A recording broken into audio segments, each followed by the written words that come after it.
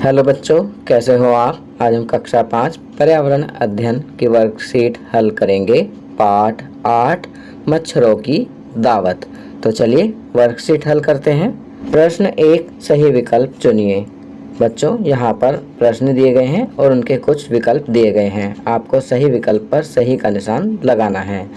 क मलेरिया किस जीव द्वारा फैलता है। तो सही विकल्प है पहला मच्छर से। ख मादा एनाफिलीज इनमें से क्या है। तो सही विकल्प है मच्छर। ग खून की कमी से होने वाले रोग का क्या नाम है। तो यहाँ सही विकल्प है तीसरा अनीमिया। घ मलेरिया की दवाई किस पेड़ से प्राप्त की जाती है। तो यहाँ सही विकल्प है पहला सिनकोना। चलिए आगे बढ़ते हैं। प्रश्न 2 निम्नलिखित कथनों में से सही व गलत पर गलत का चिन्ह लगाएं।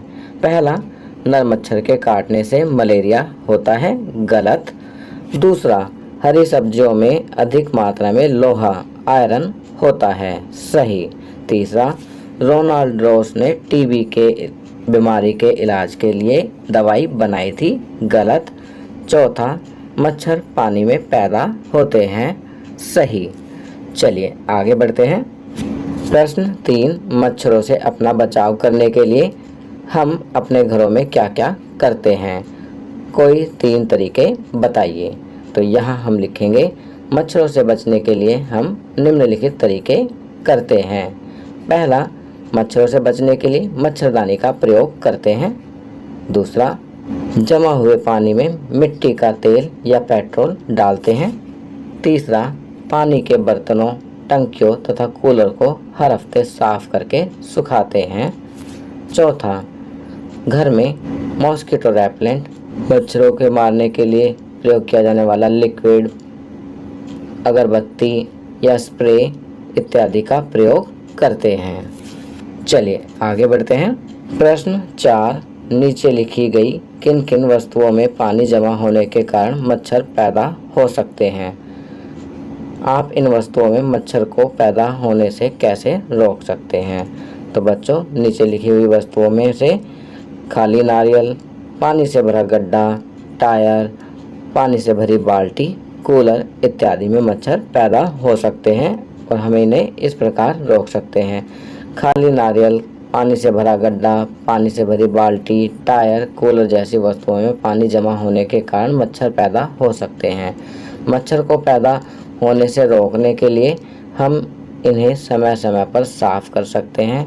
गड्ढों में मिट्टी का तेल डाल सकते हैं, पेट्रोल डाल सकते हैं या उन्हें भर सकते हैं। तो इस प्रकार हम मच्छरों को पैदा होने से रोक सकते हैं।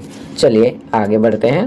प्रश्न 5 मच्छर का चित्र बनाकर रंग भरिए। तो बच्चों यहाँ पर आपको मच्छर का चित्र बनाकर रंग भरना है। यह कार्य आप स्वयं करेंगे। प्रश्न 6 चित्र में दी गई रिपोर्ट को ध्यान से देखिए और निम्न प्रश्नों के उत्तर दीजिए।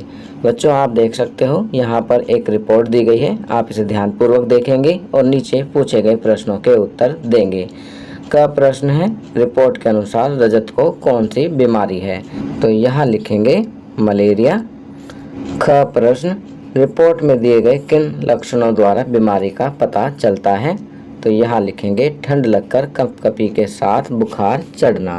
ग प्रश्न इस बीमारी की जांच कैसे की जाती है। तो इसका उत्तर लिखेंगे इस बीमारी की जांच खून का नमूना लेकर की जाती है। चलिए आगे बढ़ते हैं। जीवन कौशल पौधों की देखभाल। हम सभी जानते हैं कि पौधे हमारे अस्तित्व के लिए बहुत महत्वपूर्ण हैं। हमारा पौधों के प्रति अपना प्यार, कृतज्ञता और देखभाल दिखाने के कई तरीके हैं। हमें प्रतिदिन पौधों को पानी देना चाहिए। हमें पेड़ नहीं काटने चाहिए। हमें छोटे पौधों को कुचलना नहीं चाहिए। हमें फूल नहीं तोड़ने चाहिए। हमें पौधों को धूप में रखना चाहिए। तो बच्चों यहाँ पर पौधों की देखभाल के बारे में बताया गया है। चलिए आगे बढ़ते हैं। हमारा पौधों की देखभाल करना यह बताने का एक महत्वपूर्ण तरीका है कि हम उन्हें प्यार करते हैं। खुशी में पौधे लगाइए। तो आपको पौधे लगाने चाहिए क्योंकि आप भी पौधों को प्यार करते हैं और हमें पौधों का ध्यान भी रखना चाहिए। चलिए आगे बढ़ते हैं।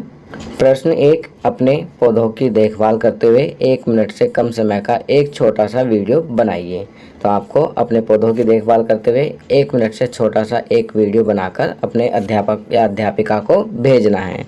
प्रश्न 2, एक पेड़ को अपनाइए और उसकी उचित देखभाल कीजिए। चित्र में दर्शाए अनुसार अपने नाम का टैग पेड़ को दें।